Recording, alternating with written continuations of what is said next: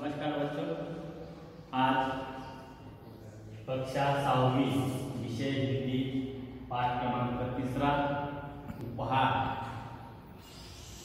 बच्चों, जीवन में हर एक का अपना अपना उद्देश्य होता है, हर एक का अपना अपना लक्ष्य होता है। जो आप यहाँ स्कूल में आए हैं, पढ़ने के लिए आए हैं, हर एक की इच्छा है कि मैं डॉक्टर बनूं, मैं इंजीनियर बनूं, मैं अधिकारी बनूं, बड़ा अफसर बनूं। इस प्रकार से माता पिता की और हमारी इच्छाएं होती हैं, लेकिन इस लक्ष्य को पूरा करने के लिए हमें रुचि होना जरूरी है, लगन होना जरूरी है। अगर रुचि हो तो हमारा काम पूरा हो सकता है। ये हमें आगे चलने के लिए एक उद्देश्य सफल प्राप्ति के लिए हमें कोशिश करनी जरूरी है। ये लक्ष्य प्राप्ति के लिए चाहे कितनी भी समस्याएं क्यों न हो, समस्या को पार करके हमें आगे जाना होता है, तभी हमारा उद्देश्य पूरा होता है। छोटे मोटे समस्याओं से डर कर पीछे रह जाएंगे तो हमारा लक्ष्य, हमारा उद्देश्य पूरा नहीं होगा। इसी के आधार पर उपहार इस पाठ में एक ऋतिक नाम का ईमानदार लड़के के बारे में बताया। उपहार जिसे हम कहते हैं बख्शीश, और ये बख्शीश उसी को मिलता है जो ईमानदारी से काम करता है, जो अपना लक्ष्य प्राप्त करता है, अपना उद्देश्य जो ईमानदारी से प्राप्त करता है, बेईमानी से नहीं करता, उसे ही उपहार दिया जाता है, उसे ही पारितोषिक दिया जाता है, उसे ही बख्शीश दिया जाता है।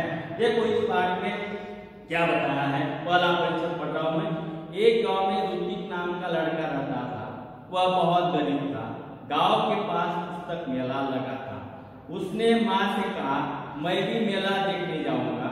उसकी माँ बोली, देखो घर में कोई बड़ा नहीं है, तुम अकेले कैसे जाओगे? क्यों बेटा, मेला देखने की जिद छोड़ दो, चलो दूध पी लो। अपनी माँ की बात सुनकर ऋतिक उदास हो गया और एक पेड़ के नीचे जा बैठा। ऋतिक नाम का एक ईमानदार लड़का एक गांव में रहता था। बहुत गरीब था लेकिन ईमानदार था।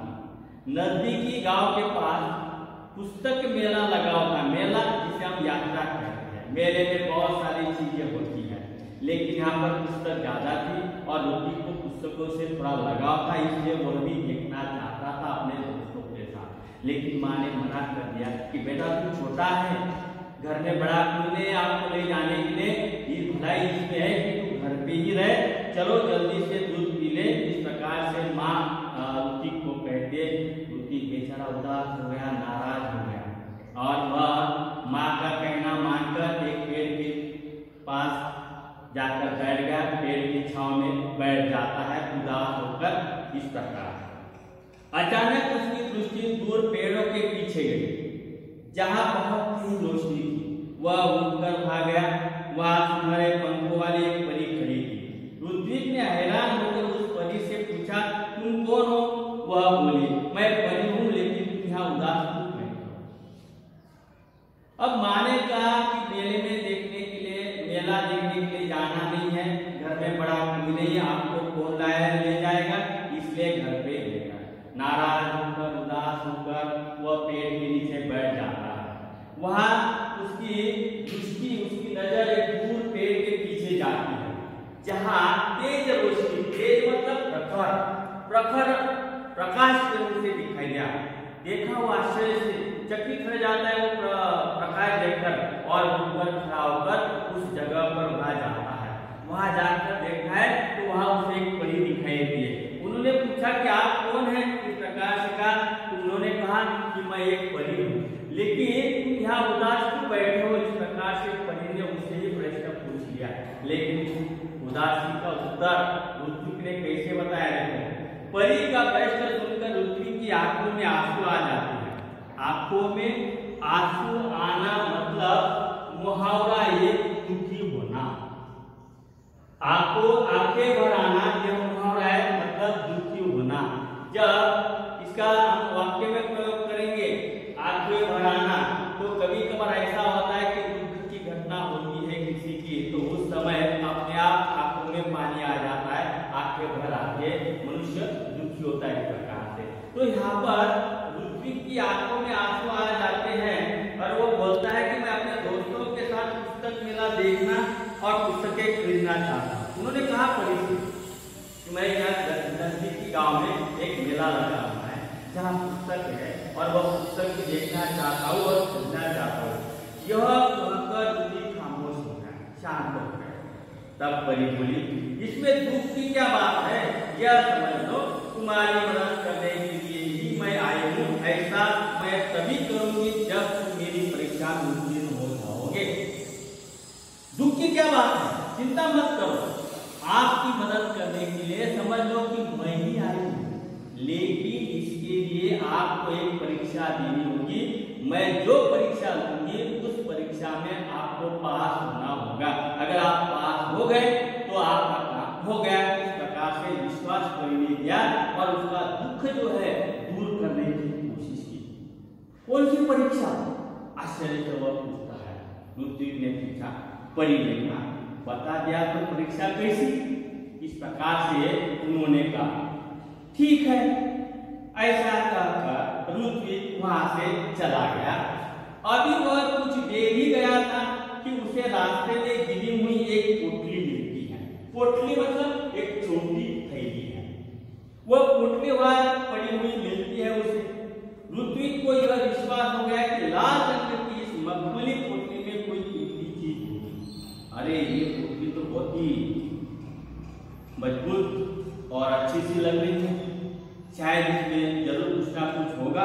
यह उसके विश्वास हो गया क्योंकि वह सुंदर दिखाई देती वह पोटली मखमल की।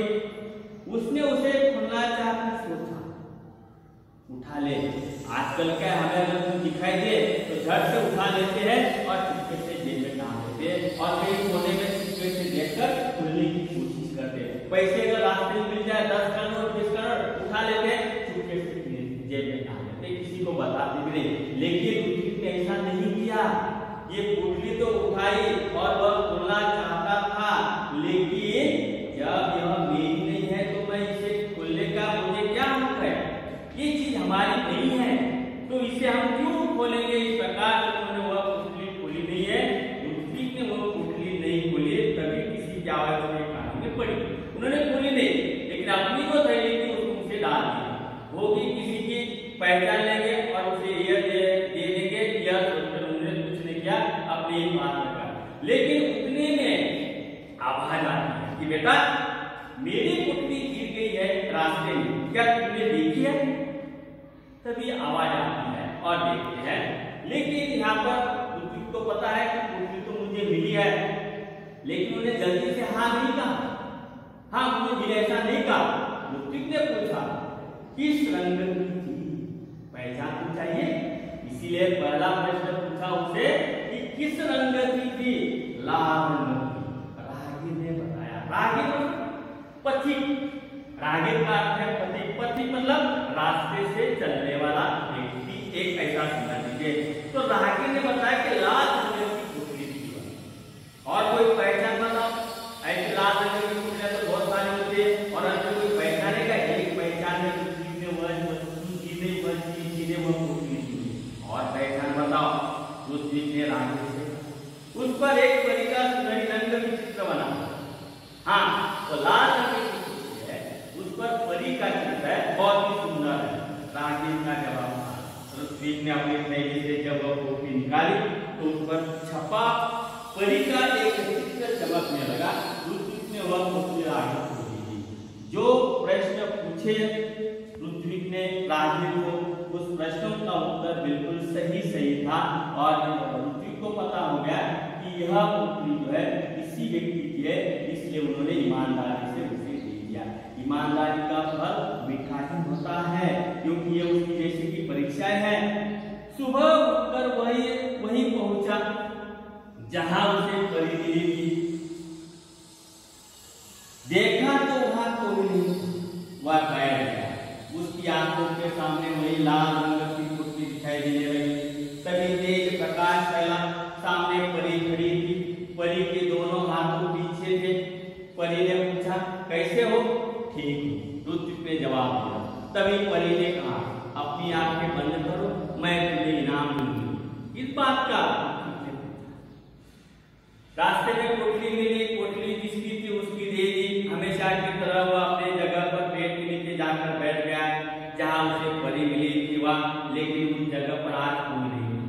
बेचारा बैठ गया उसी जगह पे।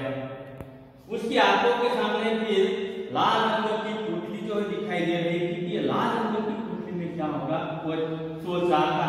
तभी तेज प्रकाश मिल जाती है कि सामने जो है वही परी खड़ी होती है और उसके दोनों हाथ जो है इस प्रकाश से खींची। प्रकाश मिलने के बाद वही परी जो है वो दिखाई दे रही थी। परी ने ऋत्विक से पूछा, ऋत्विक कैसे हो आज इस प्रकाश से कहा। ऋत्विक ने जवाब दिया, कभी परी कहती है कि आप अपने आंखें बंद कीजिए। भाई मैं आंखें क्यों बंद करूं, मैं तो इनाम देना चाहता हूं। इस बात का इनाम प्रकाश से ऋत्विक कहता है। उसने पूछा, लेकिन परी ने कहा तुम आंखें तो बंद करो, नहीं मुझे बताओ पहले क्यों तुम परीक्षा में पास हो गए हो। अब परीक्षा कौन सी थी उसे तो पता ही नहीं, क्योंकि परी ने राहगीर का रूप धारण कर लिया था। जैसे कि लकड़हारा की कहानी आप लोगों को पता है कि लकड़हारा जब जंगल में लकड़ियां तोड़ने जाता है तो उसकी कुल्हाड़ी जो है पानी में, नदी में, तालाब में गिर जाती है। तो उसी समय ईश्वर आता है मनुष्य का रूप लेकर। अरे लकड़हारा भाई आपकी उदास है। तो उस समय जब ईश्वर ने कहा, उस मनुष्य ने कहा, तो लकड़हारा ने उत्तर दिया कि मेरी कुल्हाड़ी जो है पानी में गिर जाती है। उस मनुष्य ने कहा कि चिंता मत करो, मैं निकाल के देता हूँ।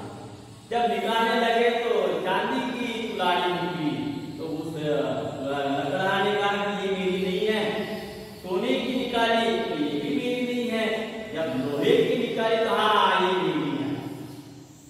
मनुष्य ने वो तीनों कुल्हाड़ी ली और लकड़हारा से कहा कि ये तीनों कुल्हाड़ी आप ही के पास रखिए। आप ये आपका ईमानदारी है एक प्रकार से कहा। और तब तक ये मनुष्य जो है गायब हो जाते हैं, चले जाते हैं। जैसे कि ईमानदार व्यक्ति के लिए कोई ना कोई परमेश्वर बनकर चला, ऐसा ही समझ लीजिए। जैसे कि कोरोना की स्थिति में डॉक्टर, नर्स वगैरह जो है ये हमारे लिए भगवान है, जो हमारी जिंदा सहायता कर रहे हैं। इसीलिए कहा बुद्धि से क्या उत्तीर्ण हो गए हैं। परी की बात बुद्धि की समझ में नहीं आ रही। उसने आंखें बंद कर ली। परी ने उसके हाथों में एक मखमली थैली पकड़ा दी। ऋत्विक ने देखा तो हैरान हो गया, यह तो वही पुतली थी जो उसने राहगीर को दी। परी ने कहा, कल मैंने तुम्हारी ईमानदारी की परीक्षा ली थी, वह राहगीर भी मैं ही थी, इसलिए मैं तुम्हें यह इनाम दे रही हूं। आंखें बंद करने के लिए कहा तो आंखें बंद कर दिया। हाथ में पुतली रखी तो ऋत्विक ने आंखें खोली, अरे यह वही है जो कल दी थी। वह तब परी ने कहा कि कल आपकी मैंने परीक्षा ली थी, राहगीर भी मैं ही थी, परी भी मैं ही थी, पुतली भी मेरी थी। मैं आपको ईमानदारी की परीक्षा लेना चाहती थी और इस परीक्षा में आप पास हो गए, इसलिए आप ये इनाम दे रहे। परी ने ऋत्विक को समझाया, ईमानदार व्यक्ति के जीवन में किसी वस्तु की कमी नहीं होती। जाओ अब तुम्हें मन चाहे वस्तु मिलेगी। परी ने उसे एक प्रकार से पाठ बताया कि जीवन में कभी भी अपनी ईमानदारी को खोना नहीं है। जो व्यक्ति जीवन भर ईमानदारी से अपनी मेहनत से काम करता है उसे जीवन भर किसी बात की कमी नहीं होती। जाओ इस पुतली को ले जाओ, आपको जो करना है वो कर सकते। ऋत्विक के पास शब्द नहीं जिनसे वह परी को धन्यवाद खुशी से उसकी आंखें दिखाई, बहुत खुश हुआ।